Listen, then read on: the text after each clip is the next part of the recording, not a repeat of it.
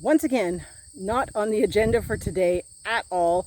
I still have a whack load of produce from the garden to get processing into things, but as you can see, it looks like apples are going to have to happen. Everything is falling off the trees so fast. I mean, the smell of rotting apples back here is absolutely disgusting. We need to get some more animals in here to eat things. I'm curious to go to pasture 2 where the sheep are to see how they're doing at staying on top of the apples on the ground. But obviously Salty, as one pig, cannot handle this. I don't blame him either. I mean, there's thousands and thousands of apples on the ground already. I honestly was not expecting this. As I came into pasture 1 today, I was just kind of looking for some apples for pie, and everything is on the ground. I have gotten about half a bucket so far for pie. I'm going to keep looking, but right now I'm moving on to a tree that is wonderful for juice apples. So Salty is actually working on under the tree that I'm going to use for my juicing apples. As you can see, they've just kind of started to fall, so I'm kind of on time. I have that many already in my bucket. And that is my bucket for my pie apples. They're, decent size. Salty, don't you dare bite my leg. I did find, here, I'll see if I can dig one out. Look at these.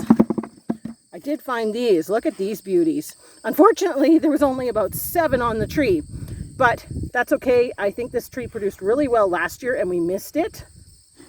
Somebody is being annoying. Danta. But you can see here, this is a monster of a tree. And I'm taking some pie apples and some juicing apples from this. We're going to have to do a couple bucket loads and see what I can just kind of get off this tree today and get making some juice. They're very, very tasty, but also very, very ripe and ready. Well, we've moved on to pasture 2 with the sheep. These are all the adult breeding girls. We've separated all the babies, and they're up near the house. But these girls are doing a much better job at staying on top of the apples. Don't get me wrong, there's still some spots where obviously there's been recent fall. All in all, I'm noticing a lot less on the ground in this pasture, which is good because it's healthier for the trees to not have all these rotting at their base. And I personally can't get to picking them all. But I will show you off of this tree here. Look at those beauties in there. Gorgeous. Unfortunately, my 2 buckets that I brought are full, so I'm just kind of picking what I can get at quickly and easily. And then I'm going to take them back and then come back for round 2.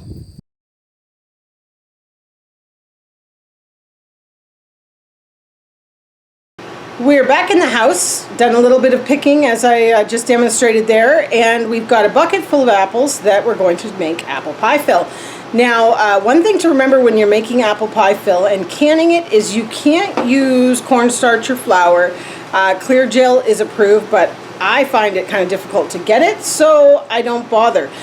This particular recipe, what I do is when I take it out to make my pie, I just add the cornstarch at that time before I cook it up. So, we're going to show you just what we found in Apple Supply. I've got my helper Alex here. She's got a station set up with an apple peeler, and I've got a station set up there with an apple peeler. It looks amazing. Yes, but here is what we ended up getting out of the orchard, if you could call it orchard, kind of the animal pastures, but look at that beauty. I think I already showed this earlier in the video. Gorgeous apple, looking forward to that.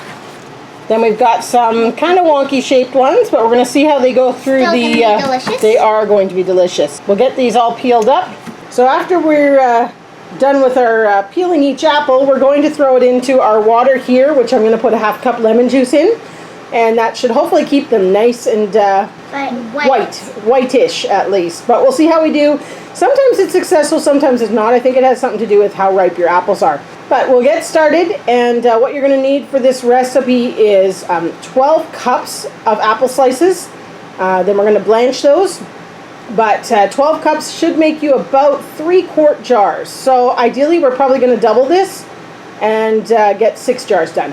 The apples that we managed to get from pasture 1 and pasture 2, we had a bucket full, and the recipe in particular that we were using called for 6 pounds of apples, which we were kind of hoping was going to make around 12 cups.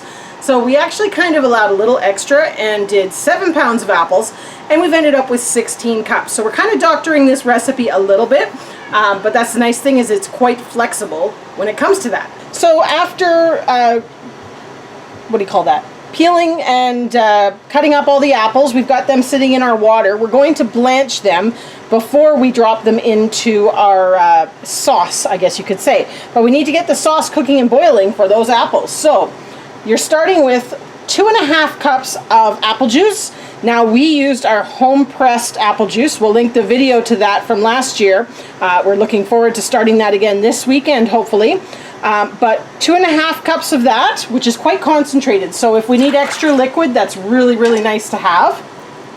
Then we have 1 1/4 cup of water added to that.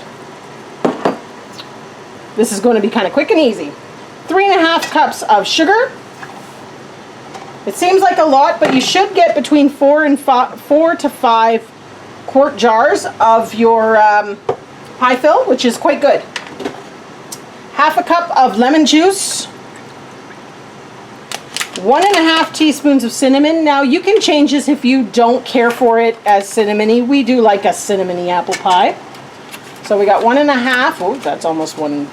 There we are. And 1/4 to 1/2 teaspoon of nutmeg. That depends again on your spice likes in there. And basically we're going to bring that to a boil. Blanch our apples, which our water is boiling and ready. So our water is boiling for blanching. Now you want to blanch your apples because it causes them to sort of shrink down ahead of time. You lose that air that's in your apple. You'll see when you drop them into the water, it's going to bubble because of all the air coming out of the apple. So you want to blanch them for about 1 minute. Try and do around 6 to 8 cups of time, depending on how big your pot is, but no more than a minute. Just get them in there and then get them out into your sauce. So that's why we're getting our sauce ready first, and then we're going to blanch and drop them straight into our sauce.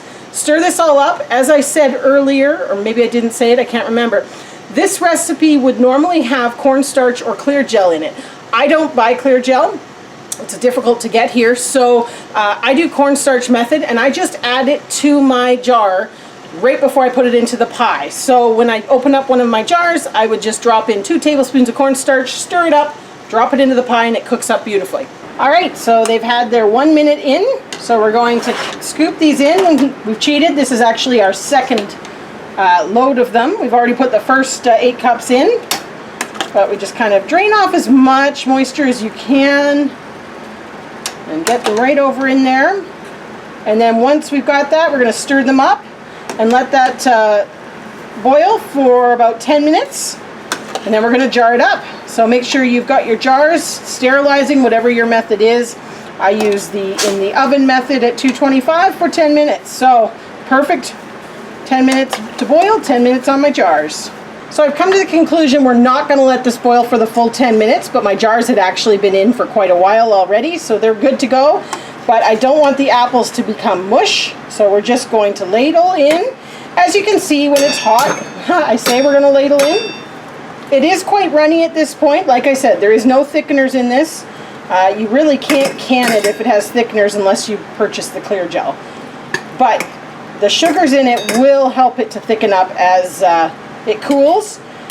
Once we've got these in their jar, we're going to water bath can them for 20 minutes and put them on the shelf.